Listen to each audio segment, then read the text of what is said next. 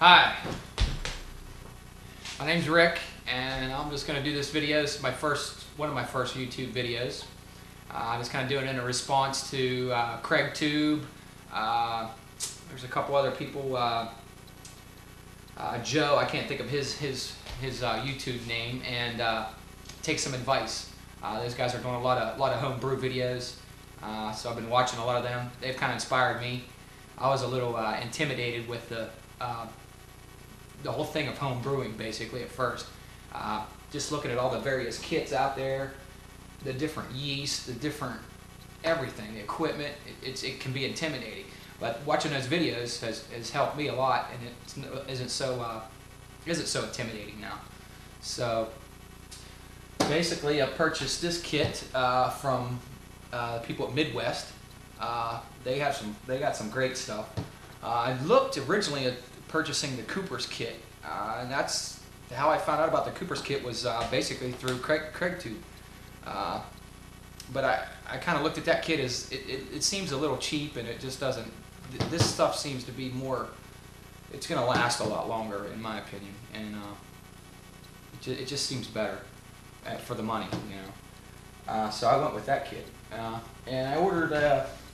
We actually have a brew going here.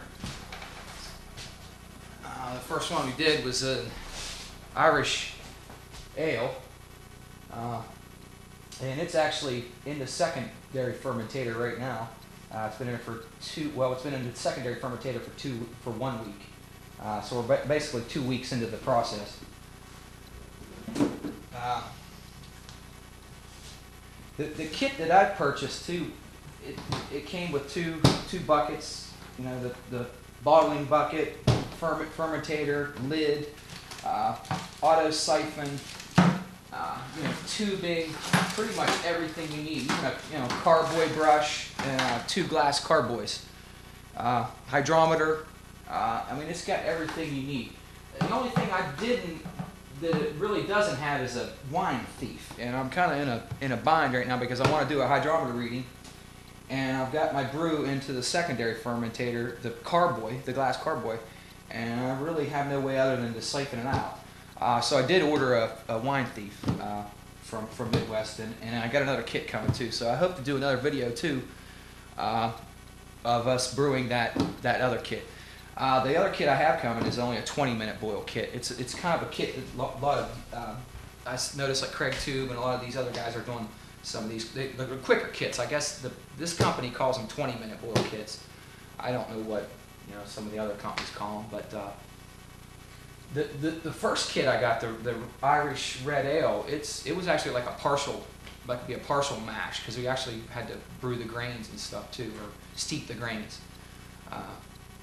So we're gonna try this other. That kit was kind of recommended as a good beginner kit, being an ale and stuff too. So. But anyway, let's move on with some of this other stuff here. We'll get some of this out of the way. And it even came with a nice funnel too, 8-inch funnel, a nice strainer. I mean that kit is great. Two carboys, airlocks, pretty much everything you need. So basically, this is the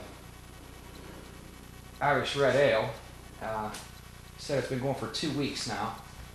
We did 1 week in the plastic primary fermentator, and then this is the second week in here. You can see the airlock's still working. It's slowed down a lot. I'm going to give it probably another couple weeks, maybe a week or two, and as soon as I get my hydrometer, I'm going to do a couple tests and see if I can, where we're at. When I racked it from the primary fermentator to the secondary, I was at 1.018, which I think that seems to be pretty good from what the videos I've seen on YouTube and stuff too. I think that's pretty good for the secondary, when you're putting it into your secondary fermentator anyway. I also noticed watching one of the videos from Take Some Advice, and he had a glass carboy. And it looked just like this one, and even the box. I saw him taking it out of the box, and it said made in Italy. He even made a comment about that, and it even had the ribs on it and everything. And I noticed on his, he was saying that he had a hard time putting his thermometer, the little sticky thermometers on them. And I noticed that my carboy has a spot on it where there is no ribs. It almost looks like there's a spot for a label right there. And actually, the kit that I purchased comes with, you know, two of the thermometer stickies, and they'll actually fit on there either this way. They're a little bit tight this way. They kind of fit around the rib, but you could probably cut one off. You know, I just thought that strange because it looked like an exact same carboy that came with this kit. So I don't know. You guys are in Canada, so I don't know what might be different stuff we're getting here in the States. And I also took some advice and made a little inmate brew too. So I got that going too. It's only a couple days old. I just started it, so just messing around a little bit. There again from Craig Tube and Joe. I can't think of his name on YouTube, so I'll try to find that out. But it's going, so we're gonna see what it's gonna happen. It's just white grape juice, 100% grape juice. I did kind of mess up because I noticed that some of the people were, I think Craig Tube was using a gallon of juice and 2 cups of sugar and basically 1 pack of yeast. So these are half gallons. So I was going to cut it in half. So I used, except I forgot to cut the sugar in half. So I used 2 cups of sugar. So it's probably going to be quite strong, I'd imagine. You know, I'm interested to see what it's going to be like. So I don't know. It'll probably be way too strong. I don't know. If you guys got any comments on that too, let me know. So, you know, I went over on the sugar a little bit. I don't know if it'll hurt things. And I did use just cane sugar. I didn't have anything in bread yeast. So it's true inmate brew, other than I don't have a condom on it. I have a airlock. So. And another thing I did have to purchase was a stock pot. So I went and broke down and actually bought a good stock pot. Might as well. It's a good stainless steel, 20. I think it's 22 quarts or something. It's over 5 gallons. So,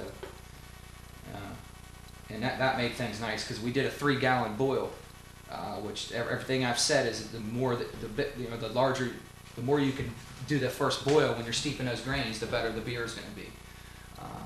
So we were able to do that. We did a 3-gallon boil. So, and that's where we're at. I hope to do some more. I'm not real good at the video editing and things like that, like some of you guys might be, but I do have some help from a 12-year-old, so that'll probably help things out a lot because I'm not real good with that stuff. So, and there's one more other thing I want to do is